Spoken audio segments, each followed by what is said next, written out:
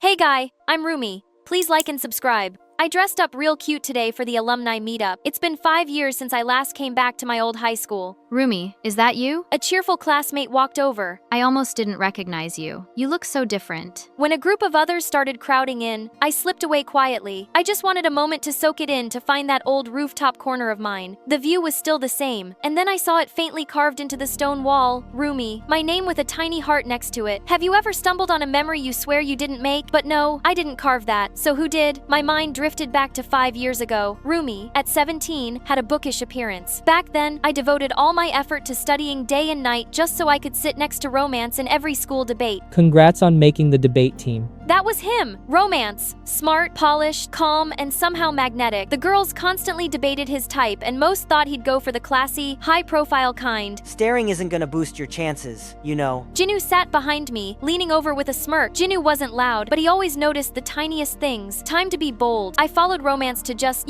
showing up at the right corners to accidentally run into him. One day, he'd believe we were meant to be. 3, 2, the giggles. Romance was walking with a girl. She was cute, totally the type people pictured him with. I'd never seen him laugh like that before. And just like that, my heart cracked. I dragged myself back to class, plopped down like a popped balloon. Who cut your Wi-Fi all week? Mind your business. Just here to remind you, debates in 3 days. You should be at the library, not sulking here. He wasn't wrong. I'd worked hard to earn that seat beside Romance. I scanned the political econ shelf and found the book I needed. I reached for it and someone else did too. Oh, Romance, sorry. Guess it's fate. Wanna prep together for our upcoming round? Yeah, of course. That'd be great. We sat together, surrounded by piles of books. Romance was sweet, smart, and soft-spoken. And somehow I found myself asking about the girl he was with earlier. Oh, she just needed help with a calculus problem. Not romantic at all, thank goodness. Well, gotta give Jinu some credit. Sweetheart, we're closing in 5 minutes. I blinked awake. Oh fudge, it was already dark. Sorry, I'll leave now. Don't forget your stuff. You've got a sweet boyfriend. Boyfriend? And then I saw it. A mint and a folded note. You should get some sleep and take care of yourself. You're gonna crush that debate. Good luck. P.S. It helps me stay awake. That sweet little mint was proof Romance cared. The next contest was a park decoration competition. I saw Jinu cheering like an idiot, and I almost burst out laughing. But this was a battle. Romance and I gave it everything we had.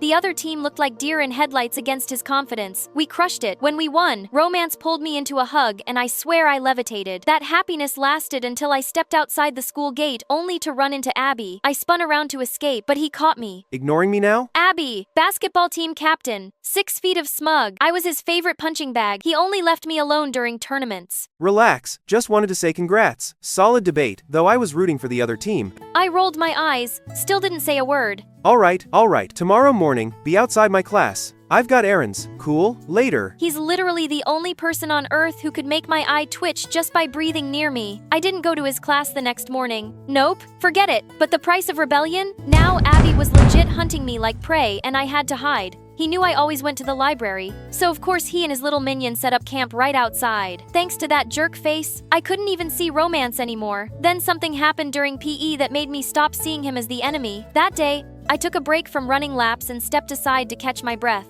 That's when 3 upperclassmen girls walked up to me and they did not look friendly. One debate went and suddenly think you're all that. It was all Romance's doing. Anyway. Sorry, what? Cut the innocent act. You're not in Romance's league. Before I could say anything, the third girl angrily knocked my water bottle out of my hand. Right at that moment, Abby jumped in from out of nowhere, and Jinu rushed over immediately after. You okay? Thanks. I took the bottle from Jinu, but I couldn't stop staring at Abby. Back off. She's mine to bully. That line made my face light up like a stop sign. Wait, what? Did he just claim me? Abby didn't look at me, just walked off like it was nothing. The sky stayed gray all day, and right before the final bell rang, the heavens finally opened up. I stood under the school roof, watching everyone leave one by one. Naturally, I didn't bring an umbrella. I scanned the crowd, hoping to see Romance somewhere. Was he still in the library or already gone? Did he get caught in the rain? I let out a sigh and pulled my backpack over my head, ready to run for it. Then a hand grabbed my arm. Abby, looking as cranky as ever, held out an umbrella. Take it. What about you? There was no way I was walking under an umbrella with him. Yuck. Just take it. 4 eyes. Geez. He shoved the umbrella into my hands and took off running into the rain. I stood there like a total dork, holding his umbrella. Just like that, my heart skipped a beat.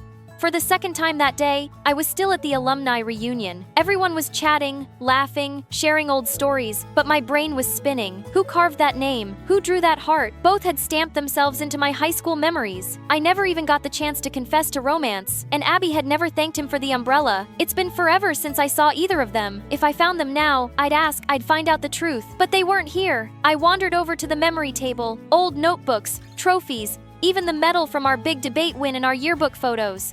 My heart pounded as I flipped through the pages until I finally landed on our class picture. There I was, middle row, awkward smile, and then I saw him, Jinu, but he wasn't looking at the camera, he was looking at me. My eyes locked onto the photo. I couldn't move. Someone tapped my shoulder.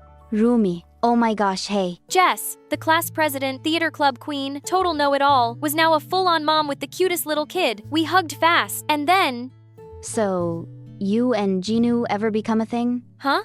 Girl, don't play dumb. Everybody knew he liked you. He was always watching you like a little golden retriever. Jinu liked me? Yeah. I thought for sure you two figured it out by now. I opened my mouth, but nothing came out because I hadn't figured out anything. I'd spent most of high school spiraling over two completely different guys. I could have sworn I saw Jinu here earlier, and now he's vanished again. My heart thudded. Could it be? Can Jinu be the one who carved my name? The stairs to the rooftop never felt longer, but maybe, just maybe, someone was up there. One of the three boys from my teenage mess of a heart. Romance, Abby, or Jinu. I pushed open the old rooftop door, and there he was. I've been waiting for you. Jinu. He looked older, more grown up, but that smile was still the same. Hey, hi Jinu. He cleared his throat and pulled something from his pocket, a tiny mint. Just a nervous habit. Helps me stay awake. Want one? I froze that mint, the same mint that came with the note I thought Romance left me. You still haven't. That day you looked so peaceful, I didn't want to wake you. The professor guy dipped right after you passed out. Turns out he was always there. Jinu had been the one who nudged me to the library so I could run into Romance. He was the one who left the mint. He was the one cheering for me at my first ever debate. You probably didn't know, but I was just one step behind Abby that day. I was about to hand you my umbrella. I knew you were clueless. Abby, yeah, he liked you too. Classic boy in love energy. But me, I stayed quiet. Wow. I really was that dense. I spent years chasing Romance, someone who never really saw me. I missed out on Abby, a guy who actually protected me even when he was a total menace. And Jinu, my smart, sarcastic desk buddy, who'd been right there all along. Did I miss anything else? Yeah, I have a girlfriend. My heart dropped just a little. Was that disappointment? Regret? Oh, If she says yes right now.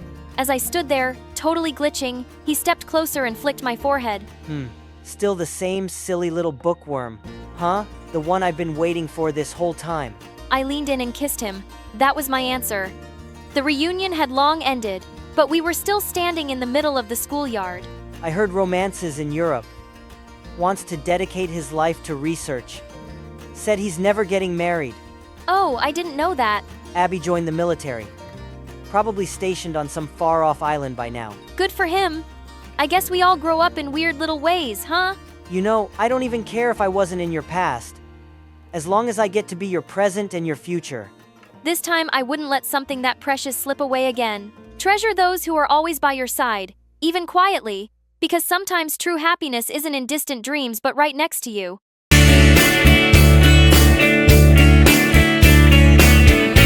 Hey, I'm Iris from Atlanta and I'm a triplet. Before I continue, please like and subscribe. While Mom was pregnant, she was told by the doctor that she was having twins, but I popped out right after my brother, making 3 of us, Ileana, Isaac, and me. Dad wasn't around for most of our childhood. He was the assistant vice president at a huge music production company and was always busy with some meeting or event. But Mom showered us with love and attention. She would sing upbeat songs in the morning and hump soothing lullabies each night. Plus, she bought us whatever we wanted with Dad's money. One of my earliest memories was when she gifted us with a karaoke machine as kids. The 3 of us sang all the time, and Mom never got annoyed. Encore, encore. Sometimes she would join in too. She had a great voice. By 8, my siblings and I were called the Turner Threes, and we had some serious musical talents. Ileana could sing just like Mom. Isaac played great riffs on the guitar, and I rocked out on the drums. One day today, the live band that was hired to play at our parents' anniversary party canceled at the last minute. Mom suggested we play, and we did. It was awesome. Soon the Turner Threes were playing at all the family events. Things stayed pretty entertaining throughout middle school, but then life took an unexpected turn during our freshman year of high school. One day, Ileana, Isaac, and I were relaxing by the pool when we heard a loud bud inside the house. We found Mom unconscious on the floor. It turned out that she had a stroke and would need at least 3 months to recover. Then Dad lost his job. Shortly after, the company he worked for lost a massive copyright infringement lawsuit. Dad needed to find work soon to pay for Mom's medical bills and keep the roof over our heads. He took up the first job he could find, freelancing as an agent for local musicians. One evening, Dad invited a client over for a business meeting who overheard the three of us practicing our music. I heard him ask Dad about the music coming from down the hall. My kids have a band thing just for family events. The client requested to hear more of our songs and suggested Dad help us book bigger shows. They're pretty good. If you set up their career now, they'll have some real financial independence in the future. For the first time, Dad took interest in our music and took his clients' advice, and soon we were playing at cafes, restaurants, and private events. We weren't making much, but it was a start. Dad didn't have the same positive attitude, though, especially as Mom's recovery was taking a while. The bills were never ending and his savings were running low. He was always in a sour mood and fell into a deep depression. But despite her health issues, Mom kept cheering us on. Keep playing, keep sharing your talent. So we stayed consistent. Thankfully, by our junior year of high school, the Turner Threes got more popular. We had enough gigs to keep the house and help Mom medically. But Dad was so depressed that he stopped work altogether. He barely left his man cave. Halfway through the school year, extracurricular activities began taking up a lot of time. Ileana excelled in her studies and joined the AP Physics Club to get a head start on college credit. Isaac was naturally gifted at basketball and became co-captain, and I was one of the best actresses in the theater class. It was getting harder trying to balance school shows and home finances, and it seems like the Turner Threes differences were splitting us apart. I think you should sing at a higher pitch. Basketball puns. Seriously, I don't need advice from you. This band would be nothing without me. You're not that special, Ileana. I have Mama's voice. What do you have? The arguments were getting ridiculous. Then one day we got invited to a music competition. First place would get $10,000. I was over the moon. But Ileana, I have a test to study for, and I can't afford to mess up my 4.0 streak for some songs. Some songs. Our music has been keeping the bills paid. But Ileana was adamant. Isaac and I went to the competition anyway and tried to make do with what we had. We were practicing in our room backstage and trying to sing together, but we just couldn't hit the right key. Just then, we heard a voice behind us. I could sing if you want. And you are? Zara. Zara was apparently the only child of the venue owner. I never get to perform, but it sounds like you two could use some extra help. You can't just barge in here and join our band. Maybe she can help Isaac. Why don't you sing something for us, Zara? Zara opened her mouth to sing, and the voice that came out was horrible.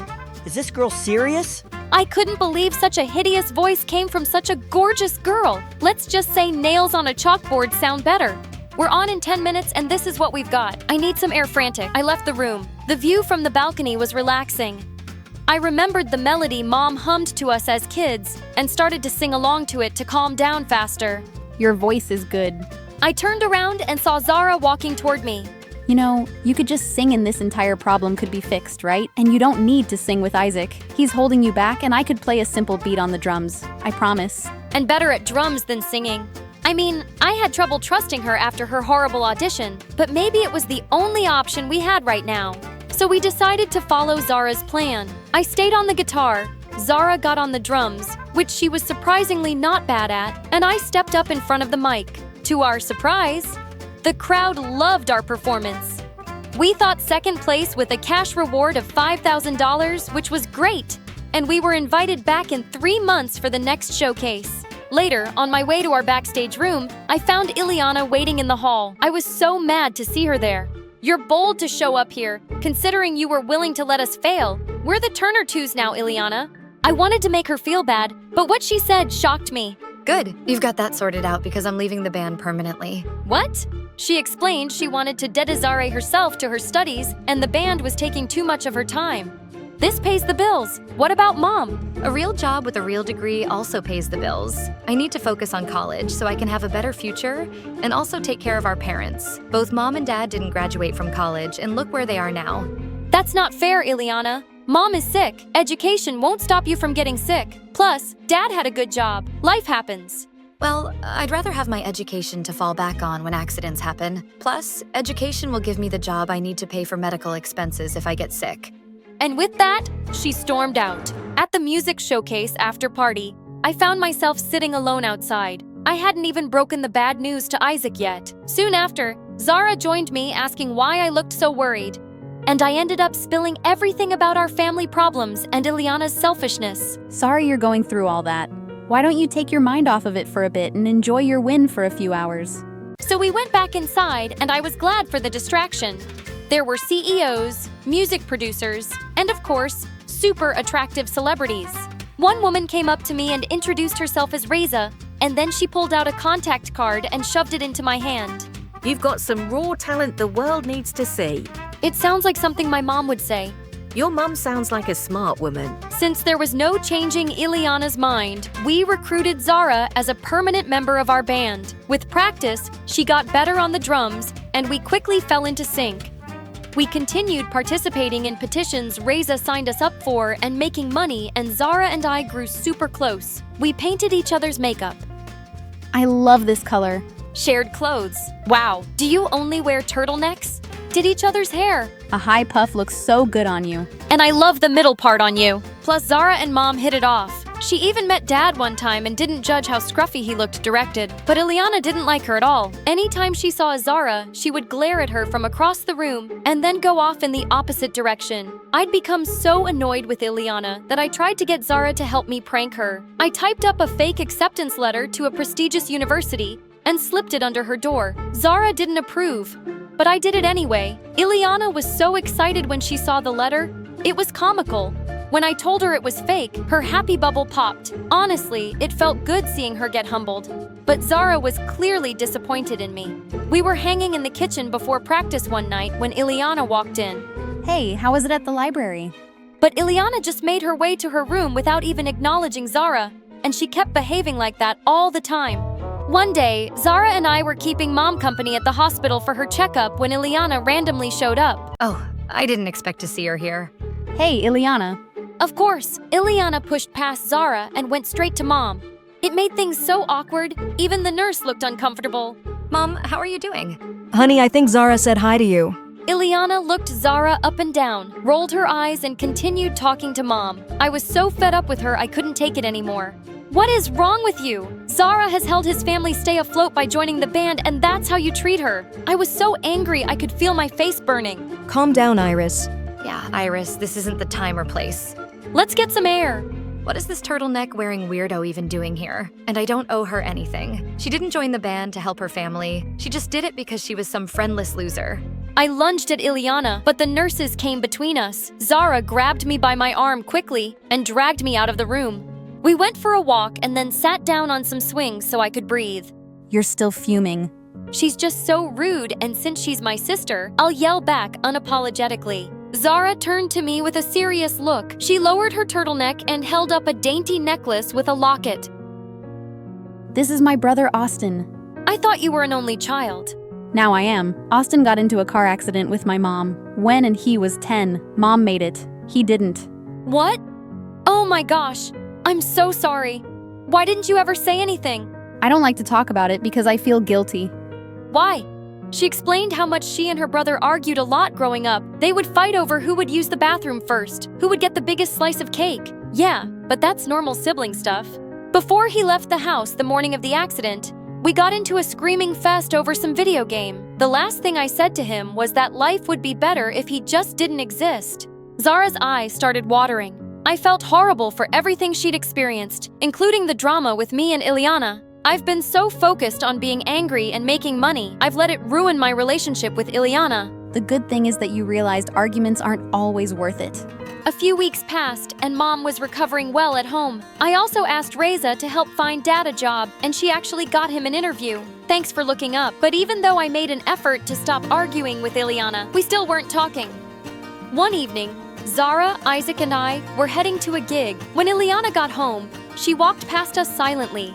But I told Zara and Isaac to go sit in the car, and I followed her. Wait, can we talk, please? Like normal people? I miss you. Ileana turned around. Tears were streaming down her face. I miss you too, Iris. If singing isn't your passion anymore, it's totally okay. It was wrong of me to be mad at you for that, and I'm sorry. I'm sorry too. I was overwhelmed with school, and then I got really jealous of Zara. Yeah, I don't want to do music anymore, but I felt like I got replaced really quickly. You're my sister. No one can come in the middle of that. Now, how about you drop studying for one night and come see us perform? I'd love that.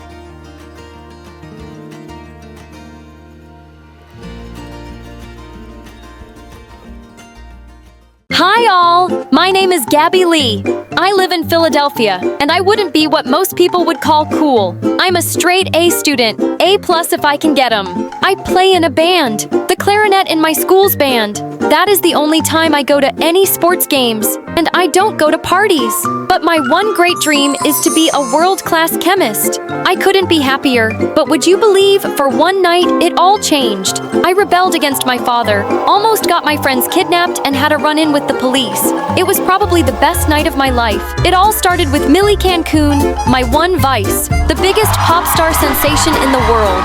Sure, some other singers might sing about their relationship traumas or whatever moody stuff, but Millie was all about living young, wild and free, my polar opposite. I'm not alone in my Millie mania. Lots of girls my age are, including my three besties, Sue, Evelyn, and Jamie. Wouldn't you know it? Millie was going on tour and having shows in New York. All the cool stuff happens there. Between the four of us and our various extracurricular activities, the only night all four of us could possibly go was Sunday night. To which my dad said, "No, it's a school night. Plus, her music seems a little inappropriate for your age, does it not?" What does he know? I can't get too mad at my dad, though. It's just me and him. Mom isn't in the picture anymore. I should have told him how much it would mean to me, but I backed down. My friend's luck was no different, though their parents were a little less strict. My parents said I could go, but they don't want to drive me there. Same. We could take the bus. That would take like 3 hours, and plus be sketchy as heck. Something stirred in me. I don't know what came over me. We could take my dad's car? Word? He'd drive us there. I thought you said you couldn't go. Well, what if he never finds out? I could drive us there. I've got my learner's permit. Are you for real? Was I for real? Already the gears in my head were turning as it spurred up this plan. I'd take his car, drive to the concert, buy our tickets, have the best night of our lives, drive home, and my dad would be none the wiser. In his eyes, I would still be the good rule-following daughter he asked for. Yeah, we can all meet at my house, and I can go from there. Whoa! When did you get so cool all of a sudden? Yeah, I was cool. This was my chance. My plan was foolproof. I started laying the groundwork, making a subtle suggestion to my dad. I think we should have spaghetti night on Sunday. Okay. The seed had been planted, and on Sunday, fruit had come to bear. For you see, dear viewer, pasta will always knock my dad out. Good thing, too, because he definitely would have been woken up by the sound of Jamie banging on the door. Yo! Gabby! You in there? Shh! I'm sneaking out, remember? I'll be right there. I just gotta grab but the keys to Dad's car weren't there.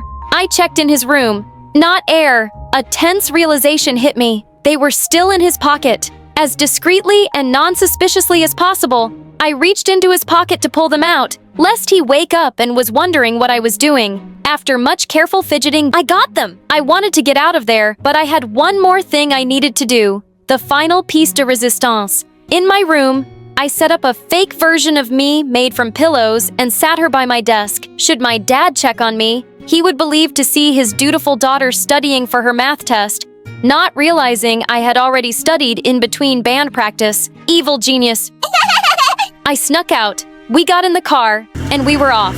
I wasn't exactly a car expert. Better me to do it than any of my friends. Didn't want me scratch up my dad's car. If you were to ask me at that moment, I'd have said it had gone perfectly. We were driving down the road, pre-gaming our jam session, singing along to Millie Cancun, but then we started slowing down. The car started making funny noises. And then... What happened? We stopped. I can see that, but why? We had broken down in the middle of the road. Luckily, we were in the middle of nowhere. so it's not like we were causing a traffic jam or anything. On the other hand, we were in the middle of nowhere. We couldn't exactly walk there, and we couldn't get a tow truck. Time and money were limited. We only brought money to buy tickets, and phone service was limited. Some people passed by, but no one would stop. Please, help us! You're standing in the middle of the road. Yeah, that's why we need your help! Finally, one guy stopped. Now, I'm not an expert on cars, but he didn't seem to look at the engine for very long before going, Yup, it's broken beyond repair. Wow, are you sure? Trust me, you young girls are lucky the car hasn't exploded. Say, why don't I give you girls a lift? I'm heading to Manhattan right now. It wouldn't be no trouble. Oh, wow, thanks. Girls, can we huddle for a second? We whispered amongst ourselves. This guy seems kind of suspicious. Well, what choice do we have? We can't exactly stay here, can we? Everyone was in reluctant agreement. We got into his car and headed for the city. How was I gonna get my dad's car home now? Speaking of my dad, I wasn't there for this next part of the story, and he might tell it differently. He managed to break free from his pasta nap and was able to pull away from the comfort vacuum of the weighted blanket. He went up to check on me, just as I thought, and probably said something like, Gosh, Gabby, I'm sorry I didn't let you go to a concert and allow you to be your own woman. I promise I'll make it up to you. What I didn't account for was him to see his daughter's head fall off. He went into my room and found I was not there. Realizing what had happened in a way only a paranoid dad could, he scrambled around the house looking for his keys. Only when he tried checking the car did he figure out the extent of my betrayal. He asked our neighbor to drive out to the concert. He must have gotten there before we did, because amongst the crowded lines outside of the concert halls, I wasn't there. Me and my friends had arrived in downtown Manhattan, making decent time while we were happy to avoid the rain that was picking up. The ride was an awkward affair as we attempted to avoid conversation with Echo, as he called himself. What sort of trouble are you young girls up to tonight?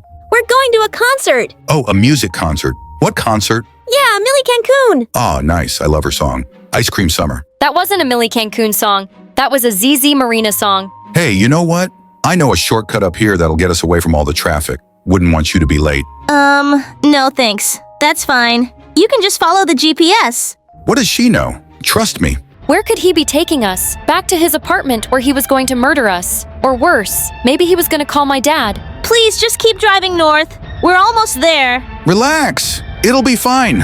In my panicked state of mind, I grabbed the wheel from him. Whoa, go, Gabby! We fought for it before I knocked us into a pole. Go! We hopped out and ran. We were grateful at first, but it didn't take long before we were missing the roof of that car. We didn't know where we were. Our phones were collectively dying, leaving our directional skills inhibited. The rain was making us wet and frustrated. By the time we found the concert hall, the ticket booths had just closed. Had we been a minute earlier, we could have made it. Hovering around were some shady-looking scalpers, but their tickets were a little out of our price range. That'll be $10,000. I could tell my friends were mad at me, and why wouldn't they be? This couldn't get any worse. Gabby! Oh no, my dad was here. I was frozen stiff as he came up to me and gave me a hug. You're not mad? Oh, I'm mad. But I'm also relieved to see you're all safe. You girls look like you've quite the night. We were almost kidnapped. Shh. Yes, Dad, I screwed up. Your car is broken down in the middle of the road. I saw it on the way here. Jeff helped me tow it away. We're going to go get it repaired. Why don't you four go enjoy a concert while I wait? He had more tickets. We couldn't believe it. Do you mean it? As long as you can pay me back. After drying up a bit, we went inside. So was it all worth it? Of course it was. Millie was radiant as ever, and her collective screams drowned out our worries as we danced away. Like I said, best night of my life. Only problem with forgetting your worries is when they come back to bite you. There they are, officers. Those girls were underage driving. I tried to help them, but they insisted on attacking me and leaving me for dead. The creep from earlier. And he brought cops. Any of your girls with your parents? No. My dad is gonna pick us up, I think. You think? Where is he? He's here! He's going to be here! You sound like a liar, Gabby. She was right. If my dad wasn't here, were we going to be taken in? And now my dad would have to bail me out again? And then I'd be a convicted felon. And it would go on my permanent record. And I'd never get into college. And I would never. I started crying. I'm sorry, officers. It's all my fault. Please don't arrest my friends. I was the one who took my dad's car. I was the one who crashed that guy's car. You could take me in. They shouldn't pay for my actions. Well, we don't have to. Oh no, you don't have to do that. We can pay your bail. Yeah. Oh wait, we gave all your money to your dad. We can still do something. Really? Thanks you guys. You're the greatest. Is there a problem here? Are you any of these girls' father? That's right. Well then, everything seems to be in order. Hold on. Your daughter damaged my car. I expect you're going to compensate me for my troubles. Are you the one that tried kidnapping them? No, that's quite a... You know what? It's fine, actually. I hope you have a good night. That got the guy to leave, though. It looks like the cops decided to hang out with him for a bit longer. How much more excitement can you girls get into tonight? We got in my dad's car, and he drove us all home. Turns out it wasn't broken beyond repair. Who would have thought? One by one, my friends were all dropped off. It was just me and my dad. Now we parked at home, and before getting out, we had a talk. You are grounded, you know. I know. It just seems right. But maybe I can be a little strict. You're growing up. You're going to want to be your own person. I can't fault you for that. But I should have been more honest with you. I guess I just don't ask for a lot of things. But I do want to be an A student. I do want to be valedictorian. I promise I'm not going to make this too much of a habit. It's all right. I got into some trouble when I was your age. Yeah. Of course, maybe more. Like what? Well, we don't have to get into it just yet. It's embarrassing. Oh, come on. That's not fair. Well, perhaps. Perhaps I haven't been forthcoming with you on this concert. Maybe I've got some personal biases in the way. What do you mean? You see, I used to date Millie Cancun's mom. What? It wasn't that big of a thing, but I've kept in touch with her a bit over the years. Millie Cancun is my sister?